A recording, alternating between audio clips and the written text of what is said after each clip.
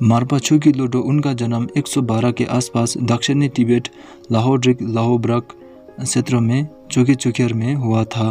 उनके पिता मार्पा वांगचुक वजीर थे और उनकी माँ यमो वजीर। 4 भाई बहन में सबसे छोटे एक लड़के के रूप में उन्होंने भाषाओं के लिए एक महान योग्यता दिखाई। कम उम्र में लुगे कुलु ब्रग्यात के नाम से जाने जाने वाले गुरु के संरक्षण में पढ़ना और लिखना, और वो एक कुशल युवक भी थे।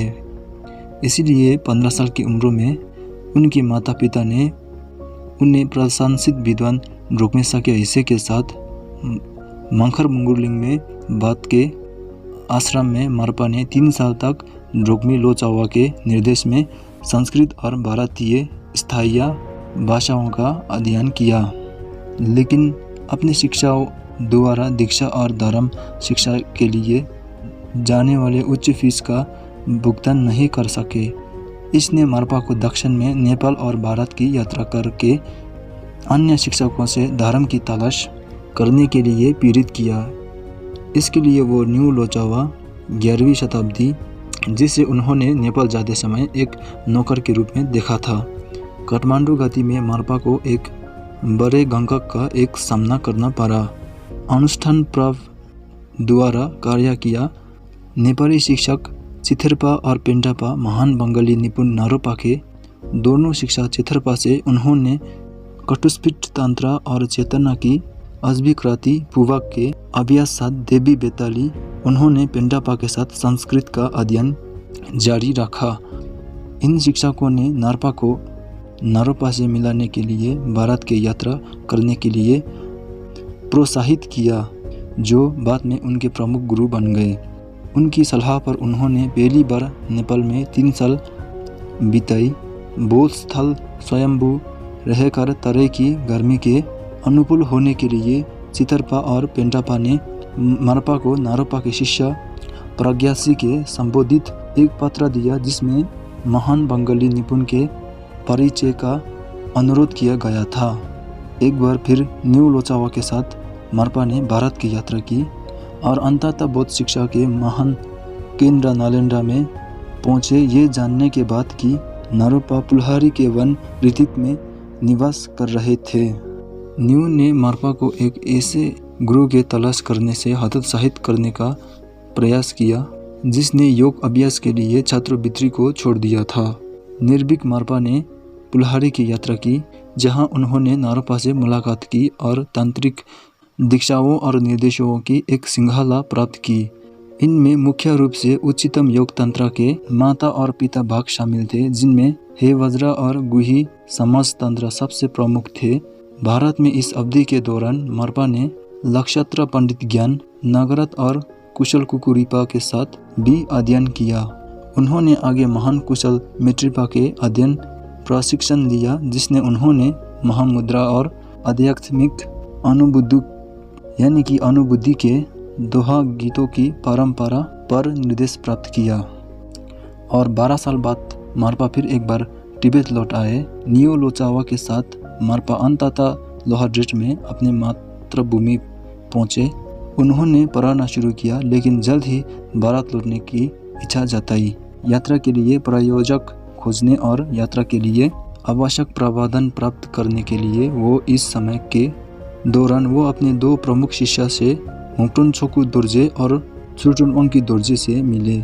जिसे जैसे मार्पा की ख्याति बढ़ती गई, उन्हें भारी संख्या में अनुयायी और महान धन दोनों प्राप्त हुए। उन्होंने ट्रोबोलोंग में एक घर और शिक्षण केंद्र की स्थापना की और दकमेतमा से शादी की, जिन्होंने मार्पा के बेटे धर्मालोडे को जन्म दिया। कहा जाता है कि उनकी कुल 9 पत्नियां और 7 बेटे थे।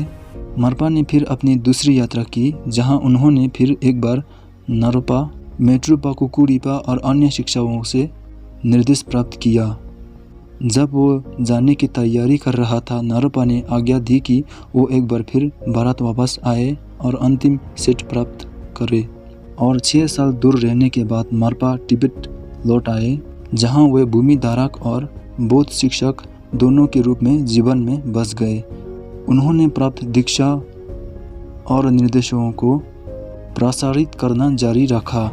इनमें से सबसे प्रसिद्ध तांत्रिक अनुष्ठानों और ध्यान प्रदाओं की विस्तृत प्रणाली थी, जिसे सोड्रुक नारोपा के 6 सिद्धांत और महामुद्रा के दातम के रूप में जाना जाता है।